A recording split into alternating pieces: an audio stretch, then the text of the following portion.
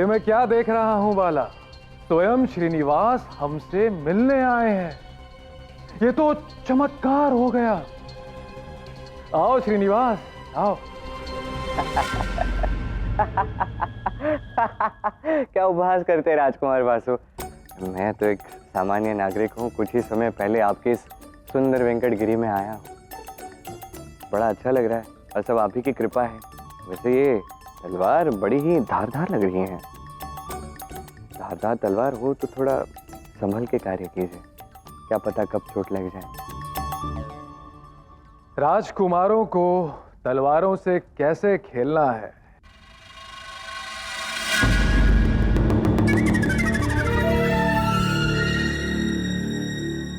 ये एक नर्तक को नहीं समझाना चाहिए। नहीं, बात तो उचित कर रहे हैं आप कभी अनुचित कह सकते हैं? अब एक क्षण मेरी बात सुनिए। मैं जिस कार्य के लिए यहाँ पे आया हूँ वो कुछ कहना चाहता हूँ। कहो, जो कहने आए हो। एक अत्यंत महत्वपूर्ण बात कहने आया हूँ आपसे। एक ऐसी बात है जो आपके लिए जानना अति आवश्यक है।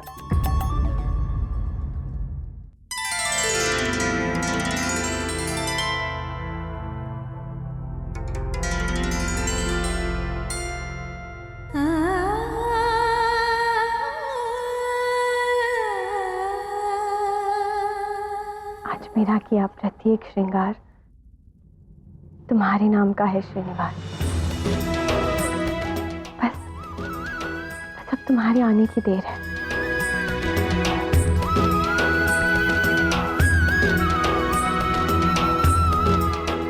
सुनो, रत्ना और माला श्रीनिवास को लेकर अब तक नहीं लौटी? नहीं राजकुमारी।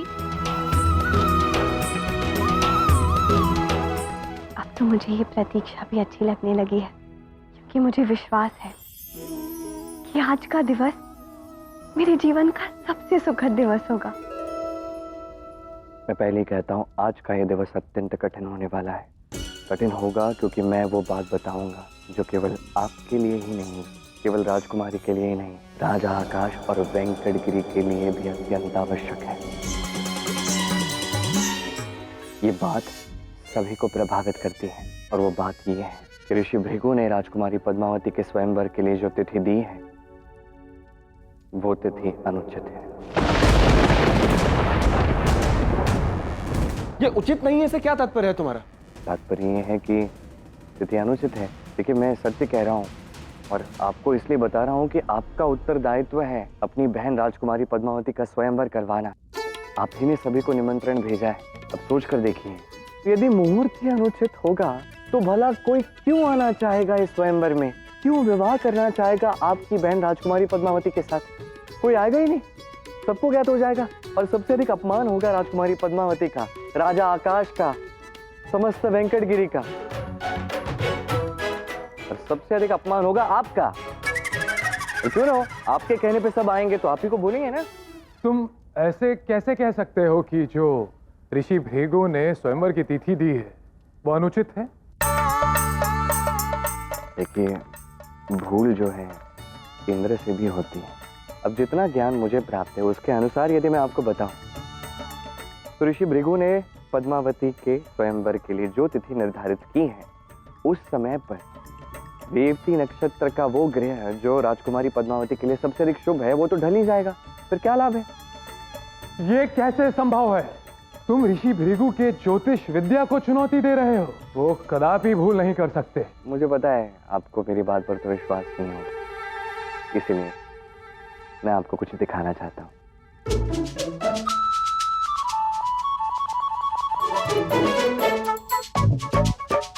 अब ध्यान से देखिए।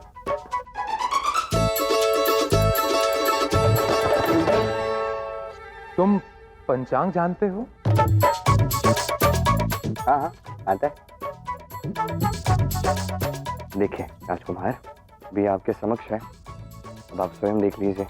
जितना मुझे ज्ञान है उसके अनुसार जो मुझे उचित लगा मैंने आपको बता दिया। शेष आपको जो भी उचित लगे आप कर सकते हैं।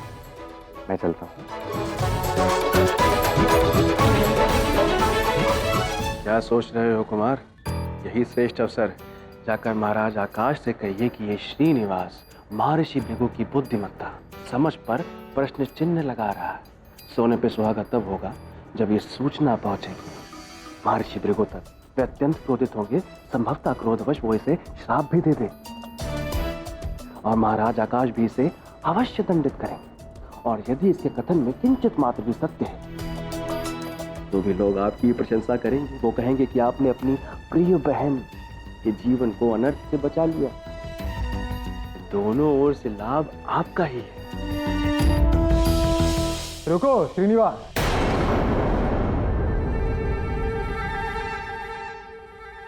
जब बात इतनी महत्वपूर्ण है तो इसी क्षण पिताश्री को सूचित कर देना चाहिए। अब लग रहा है सब ठीक हो जाएगा।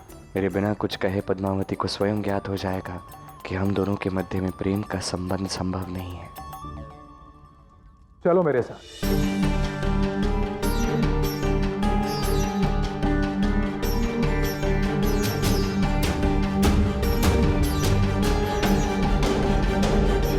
प्रणाम पिताश्री। प्रणाम। कल्याण हो। अच्छा किया वासु जो तुम आ गए। अभी अभी मैं सेनापति जैसे ही बात कर रहा था कि पद्मावती के स्वयंवर के लिए श्रेष्ठ संगीतकार खोजने में यदि वो तुम्हारी सहायता लेना चाहते हैं तो ले सकते हैं। इस स्वयंवर के विषय में ही आपसे कुछ महत्वपूर्ण बात करनी है पिताश्री। कहो बस, क्या बात है? बताओ राजन को जो तुमने मुझसे कहा है ऋषि भृगु के बारे में।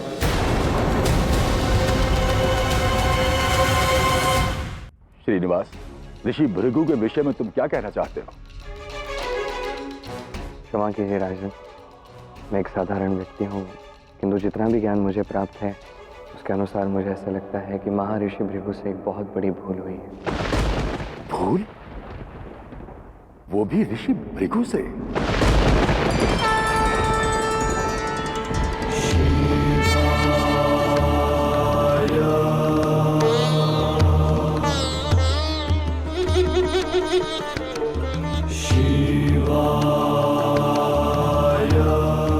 हर हर महादेव। हर हर महादेव।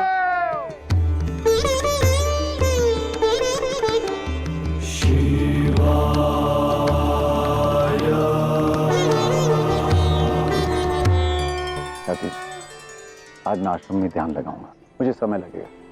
भोजन में मेरी प्रतीक्षा मत कर।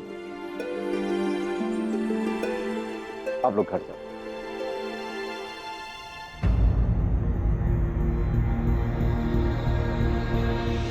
प्रणाम महर्षि।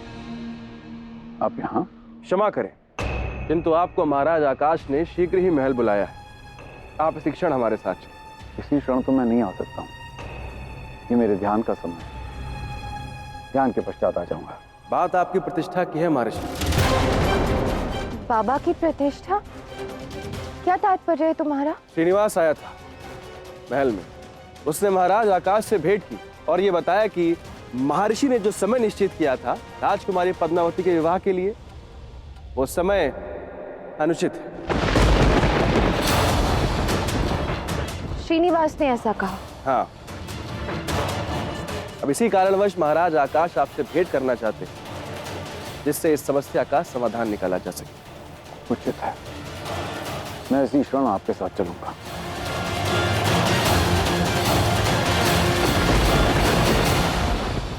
बहुत कलाएं आती है ना श्रीनिवास को। प्रार्थना करना की ज्योतिषी भी आती है। नहीं तो आज उसका अंतिम दिवस होगा हमारे घर में कार्य करने का।